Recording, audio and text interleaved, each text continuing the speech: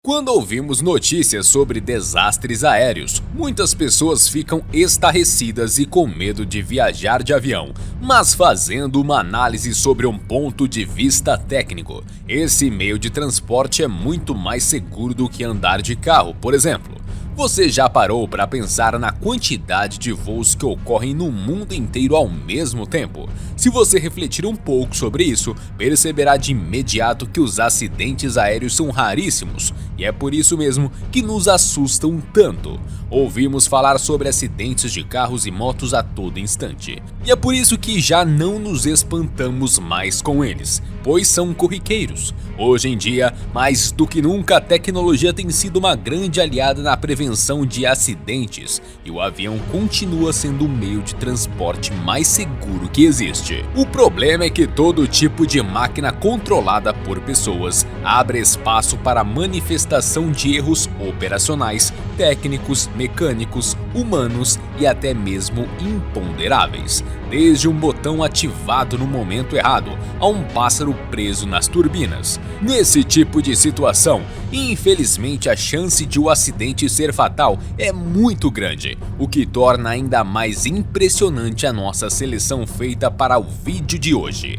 onde acompanharemos alguns casos emblemáticos de pilotos que escaparam por pouco de um desastre. Mas antes de checarmos se os amuletos da sorte desses profissionais está mesmo em dia, já deixem um like, se inscrevam no canal e ativem as notificações para ficarem por dentro de todas as nossas novidades. Sem mais delongas, bora pro vídeo!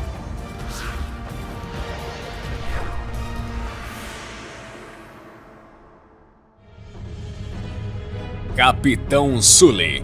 Preparem-se para o impacto. As palavras do comandante e os apelos dos comissários para que os passageiros mantivessem a cabeça abaixada confirmam o que todos a bordo do voo US Airways 1549 mais temiam. Aquele avião iria mergulhar no leito do rio que separa Manhattan de Nova Jersey, nos Estados Unidos.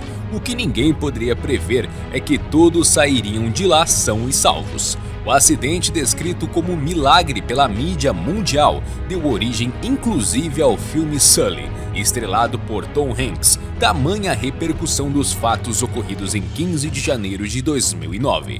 Quando o capitão Chelsea Sullenberger III conseguiu pousar um Airbus A320 na água, minutos após ter decolado do aeroporto LaGuardia, em Nova York. O avião voava a apenas 853 metros de altitude quando colidiu com um bando de pássaros. Sem os dois motores, Sully não encontrou alternativa senão aterrissar no rio. O feito que salvou as vidas dos 155 passageiros a bordo foi imediatamente reconhecido como heróico. A repentina glória do comandante, porém, foi seguida de uma investigação implacável, que colocou um cheque em sua decisão no comando da aeronave e quase enterrou sua carreira devido à complexidade da decisão tomada. Logo após o pouso de emergência no rio, os 155 passageiros do avião parcialmente submerso em naufrágio saíram e foram todos resgatados por embarcações que navegavam pelo local.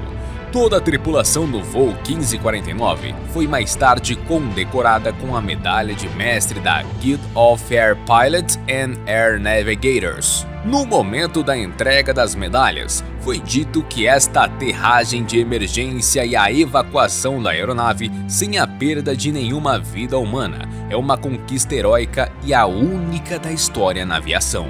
A tripulação do voo 1549 foi ovacionada antes do início do Super Bowl 42, um dos eventos esportivos mais importantes dos Estados Unidos.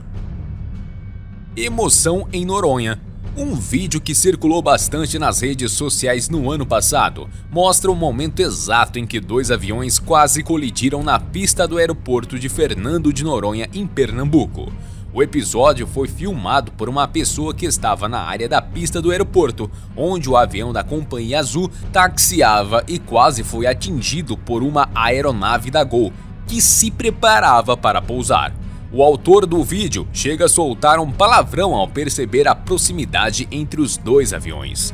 O avião da Gol, que fazia o trecho Recife-Noronha, conseguiu arremeter momentos antes de entrar em rota de colisão com a outra aeronave. De acordo com a companhia aérea, o procedimento não é anormal e o voo G3-1862 conseguiu pousar em total segurança às 16h39. Segundo a empresa, o voo precisou descontinuar a aproximação em virtude da indisponibilidade da pista por ocupação de outra aeronave naquele momento. Durante todo o procedimento de aproximação, o comandante tinha contato visual com a aeronave que ainda taxiava pela pista. A Gol reitera que a arremetida é um procedimento operacional normal. Sério mesmo? Salvo por um paraquedas. Na Argentina, um piloto de acrobacias escapou por muito pouco de um acidente que poderia ter tido um desfecho trágico. Ele pilotava um avião construído especialmente para exibição desse tipo. A prática dessa modalidade esportiva requer do piloto muita experiência e responsabilidade, já que para fazê-lo é necessário levar em consideração que qualquer erro pode ser fatal, tanto para o piloto como para quem está observando a apresentação. Acrobacias aéreas são ensinadas a pilotos militares como forma de desenvolverem habilidades de voo precisas para o uso tático em combates. Acrobacias e formação de voo não são limitadas somente a aeronaves de asas fixas, sendo os helicópteros também muito usados. O Exército Britânico, Marinha Real Britânica, Força Aérea Portuguesa, Força Aérea Espanhola e a Força Aérea da Índia, entre outros, têm equipes de exibição que utilizam helicópteros. Em alguns países, o uso de paraquedas em conjunto com o sistema de ejeção é obrigatório. E é exatamente isso que salvou o piloto desse vídeo, quando a asa esquerda da aeronave não resistiu à força aerodinâmica e partiu-se quando o piloto tentou sair do voo de dorso. Por sorte, o avião mantinha altitude suficiente para o acionamento do paraquedas de emergência, no momento em que a asa quebrou e a aeronave ficou incapaz de suportar a força gerada pelos comandos dados pelo piloto. No final das contas, o avião pegou fogo ao atingir o solo, mas o piloto sofreu apenas algumas queimaduras leves nos pés. Essa foi por pouco. Distância insegura. Um passageiro da companhia aérea privada irlandesa Aer Lingus, que viajava de Dublin para Lisboa, conseguiu gravar a partir de sua janela uma cena arrepiante em que outro avião comercial parecia ir diretamente na direção deles em uma altitude de 35 mil pés, aproximadamente 10 mil metros. Como é evitar um acidente por um triz? Perguntou retoricamente o aparentemente despreocupado passageiro William Cherry em sua conta no Twitter, após ter aterrissado com segurança. Nas imagens, podemos ver como o avião que se aproximava conseguiu desviar e impediu o que poderia ser um impacto de proporções trágicas, para o alívio de todos os demais passageiros que estavam a bordo. Não é possível calcular com precisão a distância entre as duas aeronaves, mas numa margem de 8.800 e 12.500 metros de altitude, os aviões precisam manter entre si pelo menos 300 metros de distância para que acidentes sejam evitados.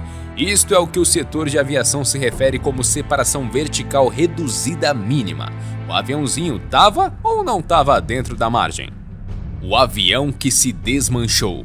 O desastre aéreo de Tenerife ocorreu no dia 27 de março de 1977, no aeroporto de Los Rodeos, localizado na ilha espanhola de Tenerife, nas Ilhas Canárias. O acidente, no qual envolveram-se dois Boeing 747, um da KLM Royal Dutch Airlines, procedente de Amsterdã, e outro da Pan American, procedente de Los Angeles, matou 583 pessoas, sendo o maior desastre aéreo da história. Foi causado por uma combinação de diversos fatores, como terrorismo, clima, erro humano e erro de controle de tráfego aéreo. Este desastre tem sido amplamente utilizado em companhias aéreas para treinamento de seus funcionários. As aeronaves Boeing 747 da Pan Airways e da KLM se chocaram na pista de decolagem do aeroporto Los Rodeos, em Tenerife, nas Ilhas Canárias, depois que uma série de eventos infelizes causou a catástrofe. O capitão Robert Bragg, piloto do avião da Pan Am, foi um dos sobreviventes da tragédia e contou detalhes sobre o desastre que mudou para sempre os procedimentos de segurança da aviação internacional. A explosão de uma bomba no aeroporto de Gran Canária e a ameaça de uma segunda bomba fez com que a maioria das aeronaves com destino a Gran Canária fossem desviadas para Tenerife, entre eles os voos KLM 4805 e Pan Am 1736. Em Tenerife, os controladores tiveram que estacionar as aeronaves nos taxiways, bloqueando as mesmas, enquanto as aeronaves aguardavam em solo a reabertura do aeroporto de Gran Canária. Uma densa névoa se formou sobre a pista de Tenerife, já que o aeroporto fica localizado em uma região propensa a nevoeiros, o que reduziu a visibilidade. Quando Gran Canária reabriu, as aeronaves foram liberadas para decolagem aos poucos, mas como as taxiways estavam bloqueadas, as aeronaves deveriam taxiar até o final da única pista do aeroporto e lá fazer um giro de 180 graus e decolar. A neblina era tão densa que nenhum avião conseguia estabelecer contato visual entre si e entre os controladores. Como o aeroporto naquela época não tinha radar de solo, os controladores poderiam se guiar apenas por relatos fornecidos pelos pilotos que indicavam a sua localização. Logo que o KLM taxiou pela pista e fez o giro, o Pan Am também foi autorizado a taxiar e se posicionar logo atrás do KLM, na espera para a decolagem. Infelizmente, logo após completar o giro, o KLM iniciou a corrida de decolagem, mesmo com o Pan Am ainda taxiando pela pista. Quando o Pan Am avistou as luzes de decolagem do KLM, ele tentou desviar, mas foi tarde demais, culminando numa colisão brutal. O inquérito revelou que a principal causa do acidente foi o capitão do voo da KLM decolar sem autorização dos controladores. A investigação especificou que o capitão não tentou decolar intencionalmente, mas acreditava já ter sido autorizado, devido a confusões na pronúncia do inglês.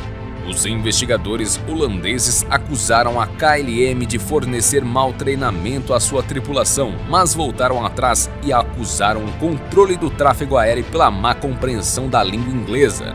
O acidente teve consequências duradouras sobre a indústria, em particular na área de comunicação. A comunicação padrão da aviação sofreu severas modificações, reduzindo assim a possibilidade de mal-entendidos. Além disso, foi construído o aeroporto de Tenerife Sul, que fica ao nível do mar, evitando a formação de nevoeiros. Embora não tenhamos vídeos que registrem essa tragédia, é possível ter acesso a um grande acervo de fotos do acidente. Muitos atribuem o fato do capitão Robert Bragg ter sobrevivido a forças sobrenaturais. E você, concorda com aquela célebre frase de que não existe ateu dentro de uma aeronave? Qual desses casos você achou mais inacreditável? Se você ainda não teve a oportunidade de entrar no avião, você acha que terá um friozinho na barriga quando fizer uma decolagem? Nós queremos saber. Conta pra gente aqui nos comentários. Se vocês gostaram do vídeo, já sabem o que fazer, né? Deixem um like e compartilhem com os amigos. Se ainda não estão inscritos no canal, se inscrevam e ativem o sininho das notificações para que sempre que sair vídeo novo, vocês serem notificados. Vamos ficando por aqui e até a próxima!